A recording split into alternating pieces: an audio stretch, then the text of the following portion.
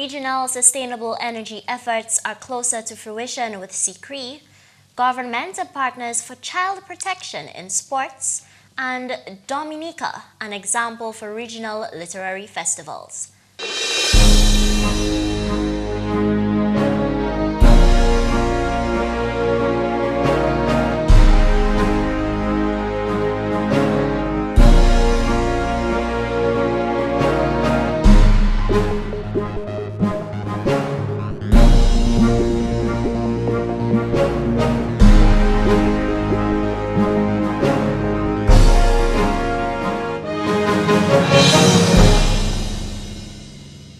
Thank you for joining us for another edition of National Focus. I'm Colette Ambo.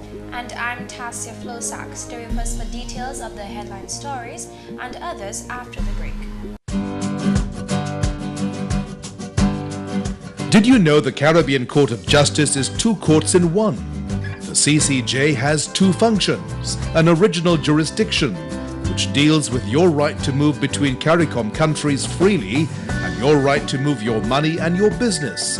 This is the basis of the CARICOM Single Market and Economy, CSME, and the revised Treaty of Chaguaramas, and an appellate jurisdiction to hear appeals from courts of those countries which decide to use it as their final court of appeal and no longer go to the Privy Council.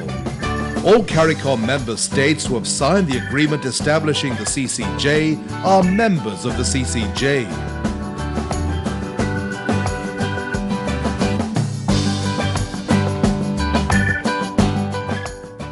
Thanks for staying with us. The establishment of a Caribbean Center for Renewable Energy and Energy Efficiency is the latest in green energy pursuits for the region. Stakeholders from around the world converged on the island for a two-day consultative workshop which began on Monday to begin the process of validating the need for such a center that will coordinate sustainable energy initiatives for the Caribbean. The result is a collaboration primarily between the United Nations Industrial Development Organization, UNIDO, and SIDSDOC, the linking agent between the energy sectors in 31 small island developing states and the global finance markets. Centers for renewable energy and energy efficiency have been established for small island developing states in West, South, and East Africa, the Arab region, and in the Pacific. The Caribbean Center will complete this global network of regional sustainable energy centers. At the State House Conference Room on Monday morning, the opening ceremony was addressed by Honorable Prime Minister of Dominica, Roosevelt Skerrit, who acknowledged the challenges posed to seeds resulting from high energy costs. It is no secret that our Caribbean islands, like other small island developing states throughout the world, are burdened with the high cost of energy generally and electricity in particular. In 2012, the Caribbean seeds paid an average of US 40 cents per kilowatt hour of electricity. This makes the Caribbean, with the exception of Trinidad and Tobago, uncompetitive for doing business in an increasingly hostile and competitive global environment. Exorbitant electricity cost results in the high cost of basic goods and services, thus placing tremendous financial strain on families, especially the less fortunate. The impact is also felt by our private sector. Dr. Pradip Monga is the director of the Energy and Climate Change branch of the United Nations Industrial Development Organization. He says the Caribbean region is ahead of other SIDS regions on the subject of renewable energy and energy efficiency.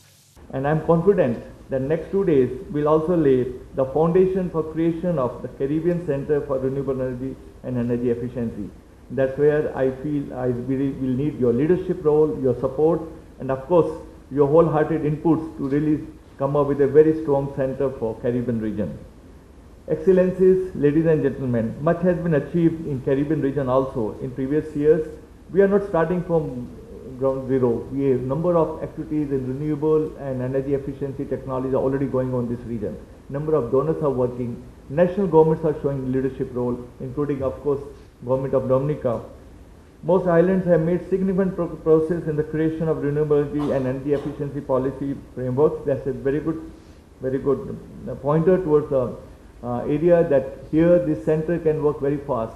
Dominica's ambassador to the United Nations, His Excellency Vince Henderson, is chairman of the SIDS-DOC Steering Committee, which initiated the process. The deployment of renewable energy technologies in small island developing states has the potential to transform their economies and to reduce their reliance on the importation of expensive fossil fuels. The gains from savings from the switch to renewable energy can be used to provide better social services, infrastructure, and enhance competitiveness of the private sector. Over the years, a plethora of studies and research conducted in the Caribbean and small island developing states on the deployment of renewable energy call for the creation of policies and legal frameworks, resource assessment, research and development, and financing. SIDS-DOC is a response to that call. Honorable Rayburn Blackmore is the island's energy minister. He told the opening ceremony that the demonstrated unity for the cause of green energy is very heartening. In one room to bring to the fore our talent for the better of humanity. I mean, there's so many instances when you can bring out the brightest visions in human beings. And being here together today to see how we can make this energy sector work for the betterment of humanity, I think is a plus for all of us. The Austrian Development Agency, which has partnered with the SIDS-DOC and UNIDO in the establishment of the centers, was represented by David Muckenhuber, who made a welcome announcement. I'm pleased to inform you that the Austrian Development Corporation intends to commit €1 million for the first operational phase of the Caribbean Center for Renewable Energy and Energy Efficiency. We are indeed proud of the achievements that have been made so far, and in the spirit of harmonization and alignment, we also have made good experience with other donors that already joined us in supporting the energy centers on the African continent, while more have even expressed their interest. And we are convinced that the same will happen in the Caribbean and in the Pacific. Prior to the commencement of the workshop, visiting delegation members led by His Excellency the Ambassador Vince Henderson took a tour of the geothermal energy plant in the Roseau Valley. Officials agree that Dominica is leading the way in sustainable energy development with this move. On Monday, Ambassador Henderson commented, Seeing is believing. And if you go to Loda, you will see, and then you will believe. It is possible. Small island states have the capacity to develop very complex projects. The Honorable Prime Minister Roosevelt Skerrit affirmed the island's commitment to green energy amidst the reported lack of political will to invest in renewable energy or RE. From 2001, the Government of Dominica, in collaboration with its partners, invested over US $25 million in the development of geothermal energy thus far. Negotiations are currently underway to construct the first geothermal power plant for domestic supply. Our consultants have advised that the first plant will be commissioned by 2016. This will allow us to transition from the dependence on the imported and expensive fossil fuels. Clearly, the government and people of Dominica have demonstrated political will and strong leadership in pursuing the deployment of RE. By 2016, the Prime Minister says Dominica will make history by becoming the first small island developing state to export energy. The geothermal energy plant has been proven capable of at least 11 megawatts of energy. In more news, teachers, peer counselors, and pastoral caregivers from various secondary schools across the island are now better equipped to administer conflict resolution within their workplace. A 2-week workshop on workplace and student peer mediation and working with youth at risk ended at the Dominica Grammar School last Friday. Minister for Education, Honorable Peter St. Jean, said the workshop covered pertinent areas critical to students' personal development. Every time I speak of the males as it relates to the education of our young people, I always feel an added sense of responsibility. These areas, to my mind, are critical, not only to the cognitive growth, but also to the personal, social, and the moral development of our students. And therefore, our aim is to ensure that all of our students become well-rounded adults who will be able to make a meaningful contribution to the society. Therefore, your work is even more important in ensuring that this goal is achieved. The workshop dealt with topics such as conscious discipline, reality therapy, and motivating students with an emphasis on males. One participant from the Northeast Comprehensive School, Mrs. Rebecca Nesbitt Martin, encouraged her colleagues to put their newly learned skills into practice in order to see the desired effects. I believe we have been entrusted with a greater level of responsibility in being agents of change. Therefore, our first responsibility as professionals is to examine ourselves and our actions in relation to what was taught and learned during the course of the week and make the necessary changes. These include returning to our schools and not only teach positive behaviors, but ensure that we utilize the various techniques and strategies which we have learned here when dealing with students on a daily basis. We must also recognize the need to work closely with other members of staff and, where possible, parents in getting them to adapt some of these strategies. Having to take much into consideration and adapting to these new intervention strategies will undoubtedly lead to some challenges. However, I must stress the importance of being consistent in our approach if we are to establish the right connections with our students and get the desired results from them. Honorable St. Jean expressed his gratitude to partners of the government of Dominica who made the workshop possible. I wish, therefore, to recognize the efforts of USAID and the OECS Secretariat for partnering with the Ministries of Education and Community Development in implementing this initiative. Indeed, the financial input by our donor agencies ensured that this training workshop achieved its objectives. The minister hopes that the workshop will lead to a reduction in deviant behavior among young people. Dominica's Nature Island Literary Festival is now seeing the fruits of its early labor apparent not only in Dominica but across the region. Speaking at the press launching of the festival last Friday, Dr. Alwyn Bully, chairman of the Literary Festival Committee, said other islands throughout the Caribbean are now using Dominica as an example in patterning their own literary festivals. We're surprised that this little festival has quite a reputation already. I think I had mentioned previously, at the previous opening, I think 2 years ago, that the Trinidad Festival actually began because they thought that they couldn't understand how Dominica could have such a great festival and Trinidad didn't have one. So, of course, they set up their own festival, and now it's going great guns. Of course, Trinidad has a lot of money. They're offering prizes every year, and in fact, if there are any writers among us, you can go online to Bocas Festival, and you'll find that there are, I think, 2 or 3 prizes being offered for next year's festival competitions. Writing, there's one for young poets, there's another one for young people between ages of 12 and 18, and then there's a book prize of new books published by Caribbean authors.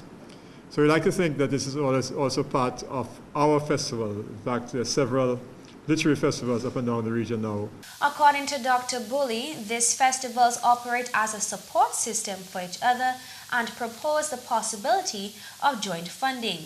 Into its 7th year, the festival will focus heavily on theater in commemoration of the 450th anniversary of renowned playwright William Shakespeare.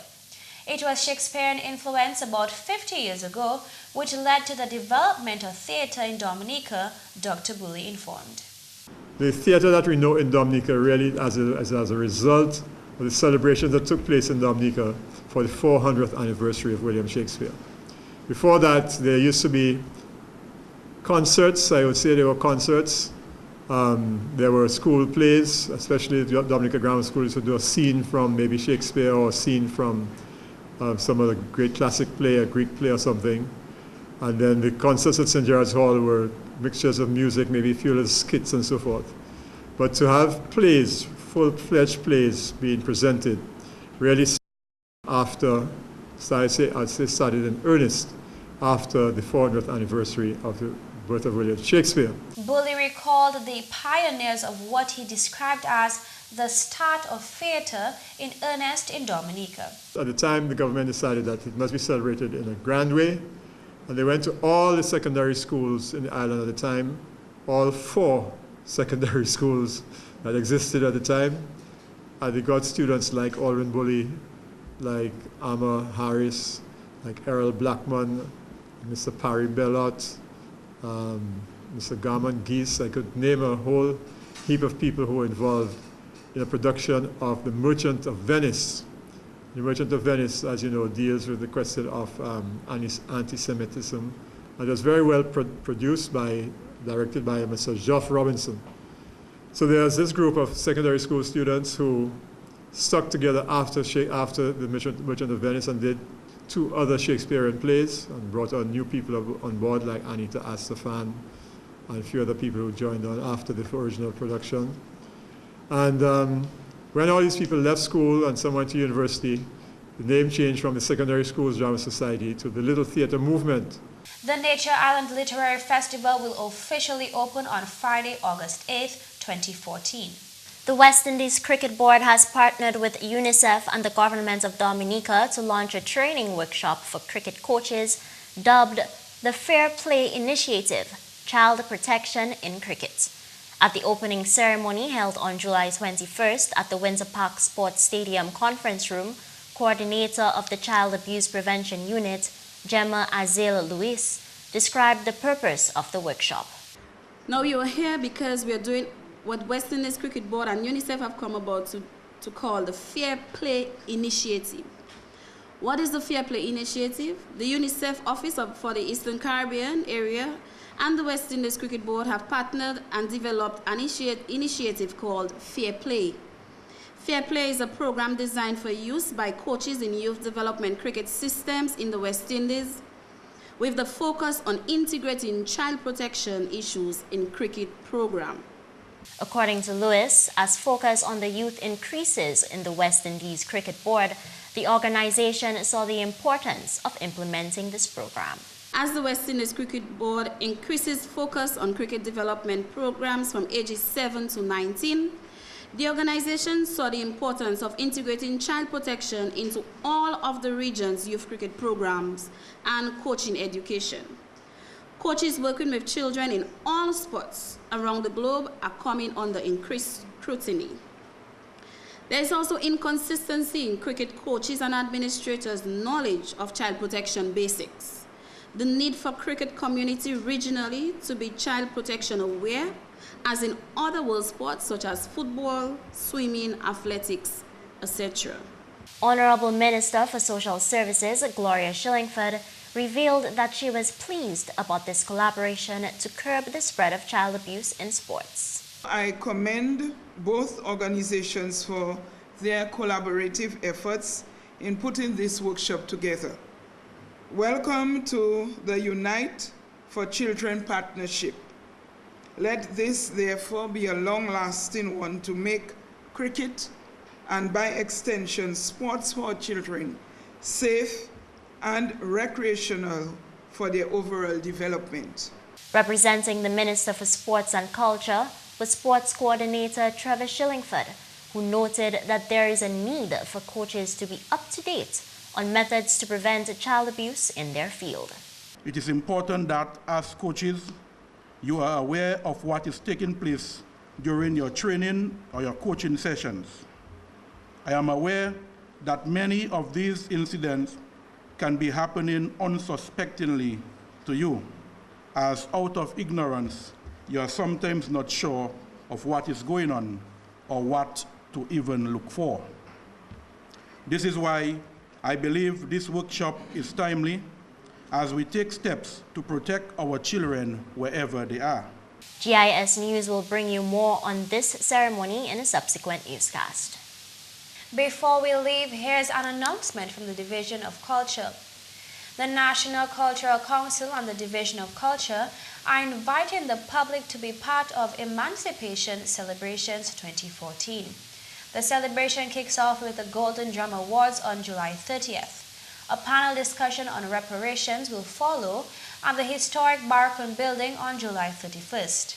On Friday, August 1st, Emancipation Day, the public is invited to join a historic walk from the Barcon Building to the Crucial Berth, then to the Old Market and through to the Emancipation Monument and People's Park for a special ceremony, art and craft exhibition and concert. On Saturday, August 2nd, there will be an emancipation hike along part of Segment 5 of the White-Kubali National Trail from Formel to Pont Cassé.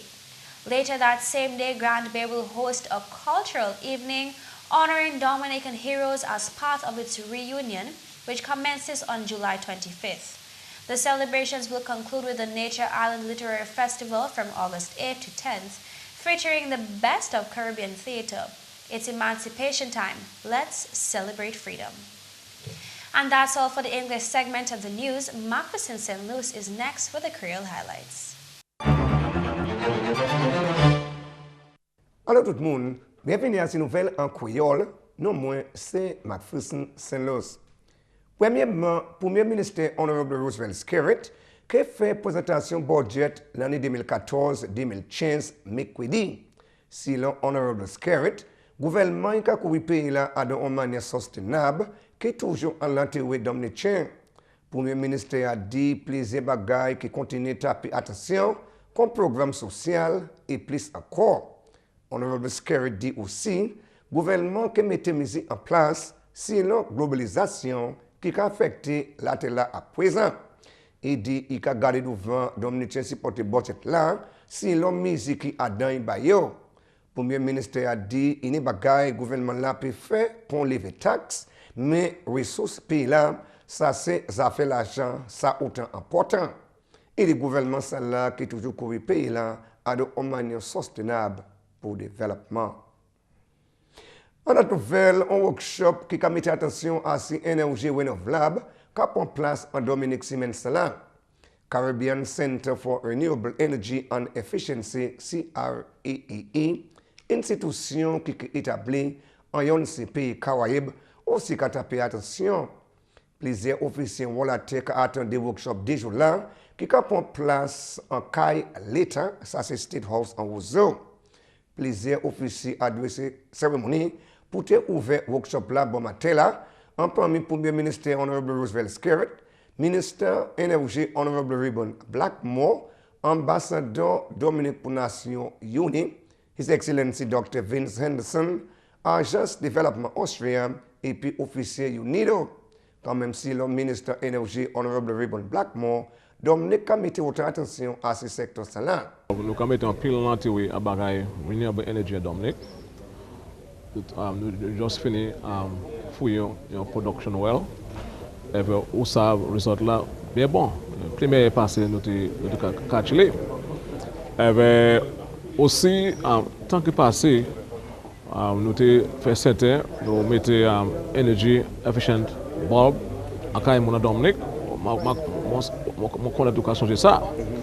Et tout de suite nous allons commencer à mettre 2500 solar street light à Dominique. C'est un bagage qui est bien important. Nous avons une concession pour les gens qui les mènent bagage renewable. Et puis en pile, mon présent qui investe en bagage solar et bagage vent. Pour nous, à Dominique aussi, nous avons mis un pile d'entrée bagage géothermal. Et puis nous avons une conférence tout de suite. Nous avons bâti un petit plan pour nous bénéficier de Dominique, pour nous payer moins pour l'énergie. Et puis nous avons payer en Caraïbes. Voilà, nous avons renewable energy, tout bonnement, hydro et géothermal. Look, ici, venez pour mes pays en Kaibla, qui a exporté renewable energy à Bagaille du Fumon. Ça, bien important pour nous. En autre nouvelle, Festival Literary Arts qui catchine programme Emancipation officiellement lancé. Si l'un officier comité qui a organisé Dr. Olwin Bully, l'année là, attention comité à ce théâtre. L'année ça, nous avons regardé comment on a fait drama, théâtre, plays, on va regarder en anglais. Et puis il y a tant de monde qui aime ces bagages ça. Il va venir à la House of Culture, il y a les différentes places pour voir ça. Puis il y a ces gens-là qui ont fait ces pièces-là, ces plays ça. Comme ça, nous avons célébré les gens qui ont fait ça. Et puis, la raison nous avons choisi pour faire ça dans l'année, c'est parce que William Shakespeare, ça c'est un homme qui a écrit théâtre depuis longtemps. Il a fait 450 années depuis les fêtes. Comme ça, nous avons fêté dans l'année ça. Puis, la manière nous avons fêté, c'est et puis théâtre caribéen. Les gens qui ont écrit théâtre dans le Caribéen. Les gens qui ont direct ces bagages ça, les gens qui ont acté ces différents bagages ça. Parce que c'est un bagage tellement important pour les jeunes gens. Parce que ça a une manière de former corps, de venir professionnel dans le cinéma, movies, télévision, toutes les différentes qualités de bagages ça. Comme ça, nous voulons encore encourager eux. Comme ça, nous avons fait un programme et puis différentes pièces qui sont sorties de différents pays. Hot Antigua, hot US Virgin Islands, hot Anguilla, hot Trinidad and Tobago, différentes places, Barbade, comme ça. Comme ça, nous avons invité tout le monde pour venir voir ça, pour venir participer. Finalement, la compagnie d'Owasco a engagé travail pipe en village Gouambé. À Walsella, environnement parlement, Honorable Justin Charles, qui bien plaisir pour le projet là. C'était pour nous de changer pipe là en bas chimé là avant nous faire chimé là. Because pipe là c'est vieux là, et ben nous parler ranger chimé là, et ben là nous fini pour nous ni problème avec pipe là. So dans ce côté ni pour changer toute pipe là pour un famille 10 millions de dollars. So yo teni pour changer toutes ces pipes là. So nous savons là nous fin chimé là, nous mettons ces drains là, nous box drains là, nous savons nous pas ni pour péter chimé là en near future, nous savons nous pas pour péter. So actuellement tout chimé là pipe la neuf, chimé la neuf, drain la neuf, nous fait dans une manière pour tout glow ça want way en dit dans drain là, so drain là couvert, nous pas que ni zolis moun ka jeter styrofoam en drain encore, zolis ka descend en drain, so nous ka make sure ça que train village là bien net. Messieurs, mesdames, ça c'est tout pour nouvelle en créole pour à présent. Au moins, c'est McPherson. Au revoir.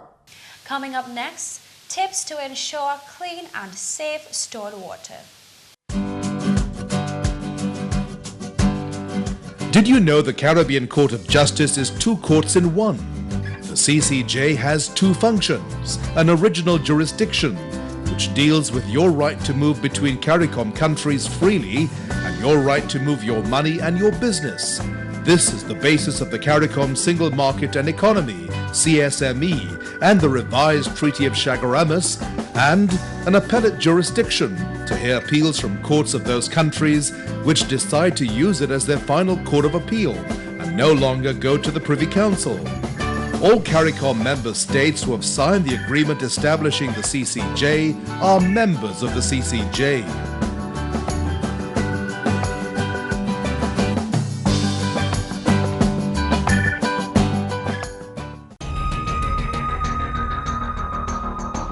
You asked for it. See more evidence of development right here on the Government Information.